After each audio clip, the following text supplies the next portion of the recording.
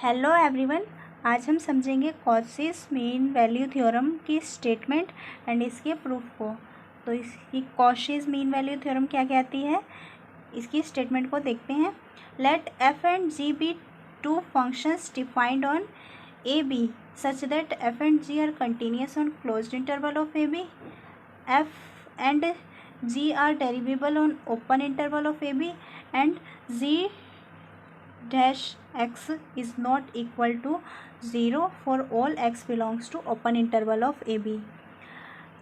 इसका मतलब है अगर कोई भी दो फंक्शंस f एंड g हम लेट कर लेते हैं, कोई दो फंक्शंस हैं जो कि डिफाइंड है ए बी इंटरवल पर, closed interval of A b पर डिफाइंड है, और वो दोनों ही फंक्शन तीन कंडीशंस को फॉलो करने चाहिए उन दोनों फंक्शंस को।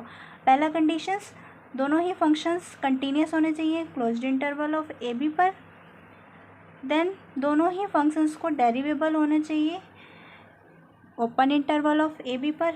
एंड थर्ड वन है कि अगर हम जी को डिफ्रेंशिएट करें तो उसकी सभी वैल्यूज़ ज़ीरो के इक्वल यानी कि नॉट इक्वल टू ज़ीरो होना चाहिए, कोई भी वैल्यू ज़ीरो के इक्वल नहीं होनी चाहिए for all x belongs to open interval of A B. ठीक है, अगर कोई भी फंक्शन ये तीन कंडीशंस को फॉलो करता है then there exist a number c belongs to open interval of AB such that f dash c upon z dash c is equal to fb minus fa upon में gb minus ga इस equation को satisfy करेगा। अगर कोई भी दो functions ये तीन कंडीशन फॉलो करते हैं तो वह फंक्शन इस इक्वेशन को सेटिस्फाई करेगा। अब हम इसके प्रूफ को समझते हैं। देन इसका प्रूफ है, let's consider f x and g x are two functions defined on A B and satisfies all the three conditions of Cauchy's mean value theorem. हम मान लेते हैं कोई दो फंक्शन है f x and g x जो कि defined है ए बी इंटरवल पर, और वो ये तीनों ही कंडीशंस को सेटिस्फाई करते हैं, कॉचीज मीन वैल्यू थ्योरम की तीनों ही कंडीशंस को सेटिस्फाई करते हैं। ठीक है, again let's define a function phi. हमें अब क्या करना है, एक फंक्शन फाई डिफाइन करना है जो कि phi x is equal to F x plus A G x होगा for all x belongs to A B.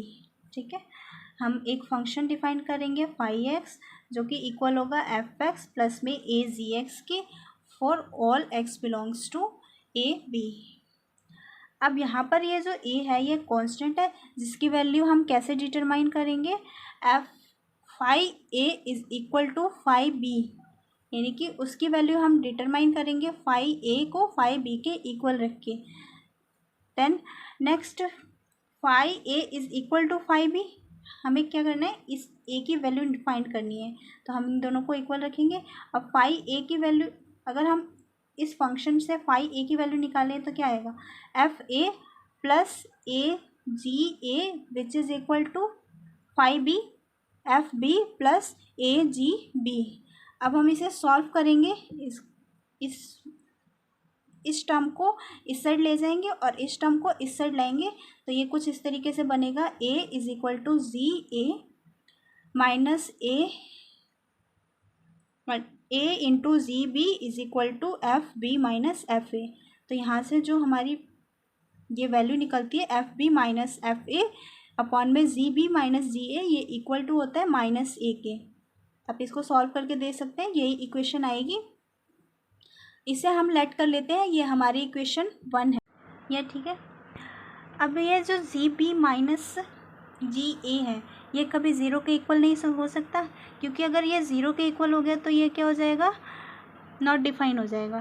तो G B minus G A is not equal to zero means G B is not equal to ji A. अब ऐसा क्या होता अगर G B is equal to ji A होता, तो अगर G B equal to ji A होता तो हमने पहले से ही एज्यूम कर रखा है कि जो हमारा जी फंक्शन है वह कंटिन्यूस है और डेरिवेबल भी है, और यहाँ पर यह G B is equal to G E भी हो जाएगा। मतलब ये रोलिस थ्योरम की तीनों कंडीशंस को सेटिस्फाई कर रहा है, और जब ये रोलिस थ्योरम की तीनों कंडीशंस को सेटिस्फाई कर रहा है इसका मतलब क्या हुआ कि वहाँ पर एक पॉइंट सी एग्जिस्ट करेगा जहाँ पर अगर हम उस फंक्शन जी का डिफरेंशिएशन करेंगे तो वह ज़ीरो के इक्वल आ जाएगा, जो कि पॉसिबल नहीं है क्योंकि हमने एज्यूम कर रखा है कि जी डेक्स एक्स की वैल्यू कभी भी ज़ीरो के इक्वल नहीं होनी चाहिए। यही एज्यूम किया है हमने, इसीलिए जी भी कभी भी जी ए के इक्वल नहीं होगा और जी भी माइनस जी ए की वैल्यू कभी ज़ीरो के इक्वल नहीं होगी। Then since fx and gx are continuous on AB and differentiable on open interval of AB, then also phi x is continuous on AB. Means fx और gx अगर ये दोनों ही function close interval of AB पर continuous है and differentiable है open interval of AB, then क्या होगा, जो फाई एक्स है वह भी कंटिन्यूस होगा क्लोज्ड इंटरवल ऑफ AB पे। अब ये दोनों ही फंक्शन डिफरेंशिएबल हैं तो फाई एक्स भी डिफरेंशिएबल होगा ओपन इंटरवल ऑफ AB पे। और हमने ए की वैल्यू फाइंड करने के लिए हमने इसे क्या एज्यूम करा था, phi a is equal to phi b assume किया था। मीन्स ये फाई ए इज इक्वल, यहाँ पे phi a is equal to phi b भी है। तो ये क्या हो गया, ये रोलेस थ्योरम की तीनों कंडीशंस को सेटिस्फाई कर रहा है। कौन सेटिस्फाई कर रहा है, हमारा फाई फंक्शन जो कि किसके इक्वल था, एफ एक्स प्लस ए जी एक्स। ये जो फंक्शन है वह रोलेस थ्योरम को सेटिस्फाई कर रहा है। This means phi satisfies the condition of Rolle's theorem and hence there is a point c belongs to open interval of A B such that phi dash c is equal to zero. अब जो ये phi है ये Rolle's theorem को satisfy कर रहा है, इसका मतलब ये होगा कि इस इंटरवल ए बी के बीच में एक ऐसा पॉइंट सी एग्जिस्ट करेगा जहाँ पर अगर हम इस फंक्शन फाई का डिफ्रेंशिएशन करेंगे तो उसकी वैल्यू क्या आएगी, ज़ीरो के इक्वल आएगी। अब हम यहाँ से इस फंक्शन को डिफ्रेंशिएट करके इसकी वैल्यू निकाल लेते हैं। तो ये क्या आएगा, f dash c is equal to a into g dash C which is equal to zero. यहाँ से ये ज़ीरो के इक्वल है।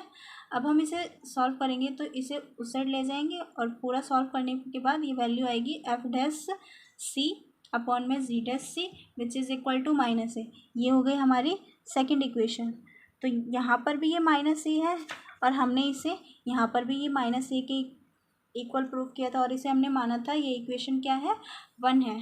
तो from equation 1 and from equation 2 ये क्या हो जाता है, f dash C upon g dash C which is equal to f b minus f a upon में जी बी माइनस जी ए।